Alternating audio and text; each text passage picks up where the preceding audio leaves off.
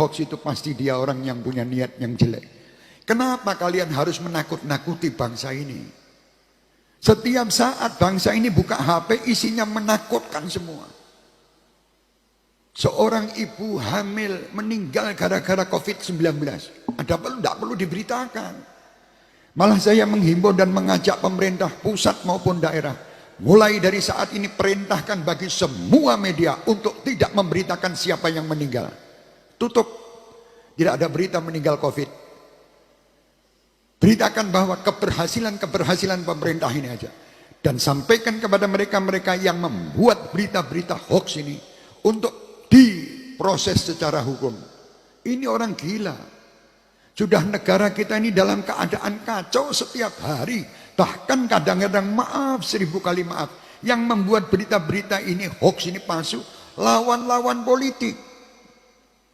Orang-orang yang tidak berpendapat, jangan. Kenapa kita ini justru dalam keadaan seperti ini malah membuat adu domba sana dan sini? Berhentilah mengadu domba.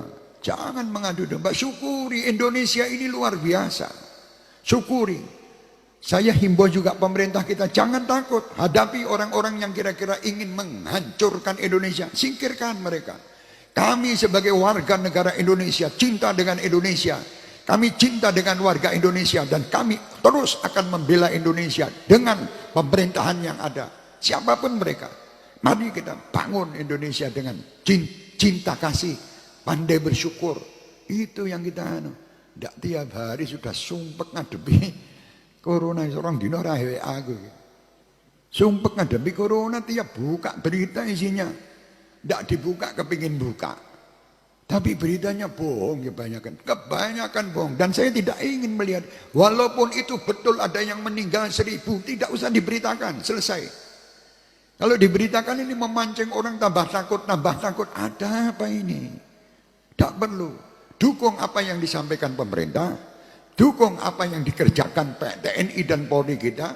Kita lihat sekarang, saya beberapa hari ini, saya berpikir, subhanallah, setiap malam bapak-bapak polisi, bukan saya membela-bela ini, tidak. Ini memang kerjaan. Di pinggir-pinggir jalan, nanti apalagi lebaran ini. Mereka itu tidak lebaran dengan istri dan anaknya. Mereka itu duduk bersama masyarakat untuk mengatur lalu lintas, untuk ngurusi COVID-19. Ini mbok mikir toh bangsa ini. Mereka ini punya tugas yang berat. Tugas yang seperti itu berat, malah justru setiap hari dibuat berita hoax. Dikirimkan seakan-akan mereka tidak kerja. Seakan-akan mereka tidak ada manfaatnya. Seakan-akan yang manfaat itu yang ngirim berita hoax itu. Siapa bilang? Mereka manusia. Mereka ingin berlebaran semangat kepada istri-istrinya. Lihat ya Pak. Kita lebaran pakai baju baru, gandeng anak, gandeng ini, malah justru mereka di pinggir jalan nyumprit, membuat lalu lintas ini jadi baik. Nah sekarang ini mereka sudah kerjasama bagaimana untuk mengentas COVID-19 ini. Itu. Nah kadang kita ndak. Gelem iki gur nyalahke wae. Apa toh tujuan nyalahkan itu apa? Kalau tujuan saya nyalahkan orang dengan terus saya kirim, saya buat viral di video, itu dengan cara itu bisa menyelesaikan, saya orang pertama yang akan memviralkan hoax. Tapi kalau tidak, lah kenapa harus begitu? Mestinya kita harus menjadi orang-orang yang betul-betul ini permasalahan kita bersama, bukan permasalahan seseorang. Dan kita lihat coba bagaimana para perawat, bagaimana para dokter, kasihan mereka. Kalau kita tidak mengikuti aturan-aturan, kasihan. Mereka ini sampai setengah mati. Menghadapi itu mereka ya takut, bukan tidak takut. Cuman karena ini tugas mereka berkorban. Orang-orang seperti itu, seandainya mereka meninggal, orang-orang seperti ini adalah orang-orang yang dinanti kalau dia taat kepada Allah dan Rasulnya, surga sebagai tempat mereka. Karena mereka berkorban demi untuk keselamatan umat dan masyarakat. Ayo. Sekarang ini bukan terus kakek ngomong kabeh. Jadi sudahlah, berhenti yo. Saya imbau juga pemerintah, jangan disampaikan kepada media-media, jangan suka nyoting. Sudah tahu ada orang kena COVID, wah disoting. Kemarin itu kalau salah ada yang terjadi, diparani yang nyoting, dilepet-lepet geng. Kan gitu. Ini gara-gara sakit hati. Lah kenapa Anda bangga dengan saudara-saudara Anda yang meninggal dengan corona? Anda bangga bisa nyuting dan ngirim berita yang pertama. Kalau saya Anda, saya lebih baik syutingin acara ini loh. Syutingin, kiriman kemana-mana. Syutingin acara-acara di tempat orang-orang yang soleh-soleh itu. Kiriman membuat orang gembira dan senang. Itu yang penting. Yang suge-suge, keluarkan hartanya, bantu siapapun yang kita bantu. Tetangga kita, saudara kita, keluarkan semua. Yang alim-alim, sejukkan orang-orang ini dengan berita-berita Anda, berita-berita dari Allah. Jangan Anda malah meden-meden ini. Malah di meden-meden ini. Corona ini adalah perintah dari neraka untuk datang ke Solo. Untuk ngeremuk wong-wong Solo. Lah ya apa, kuwi iki mbok meneng wae to lambemu kuwi diatur sing apik. Corona datang ya memang betul mengingatkan kita. Tapi bukan terus mengingat. Sebetulnya kalau kata Corona itu mengingatkan saya, bukan Anda.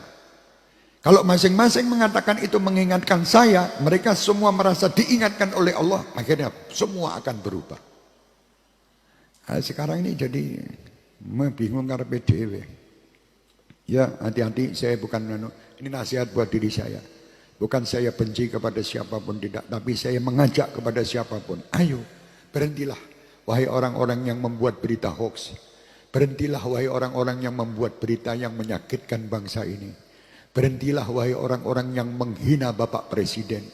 Berhentilah wahai orang-orang yang menghina menteri-menterinya. Berhentilah wahai orang-orang yang menghina dewan, yang menghina ulama, yang menghina para kiai, menghina para habaib, menghina masyarakat. Jangan berhenti. Berhentilah kita. Ke depan doakan mereka. Wajar, hari ini saya ditugasi untuk mendoakan siapapun mereka. Ya, kaum saudara-saudara kita sebangsa dan setanah air, doakan. Apalagi ulama-ulama kita, kiai-kiai kita, doakan. Pemimpin-pemimpin, doa itu kalau sampai meleset, Anda sudah dapat pahala. Gitu.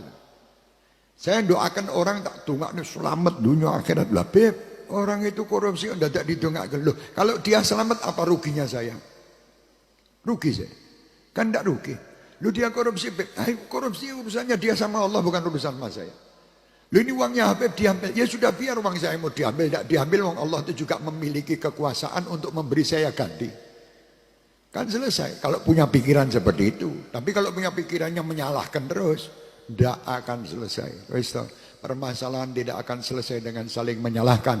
Permasalahan akan selesai dengan saling memaafkan dan saling bekerja sama untuk membangun kembali semua yang salah, hapus, tutup, dan yang akan datang kita harus bersama-sama bareng untuk menjadikan negeri ini baldatun thayyibatun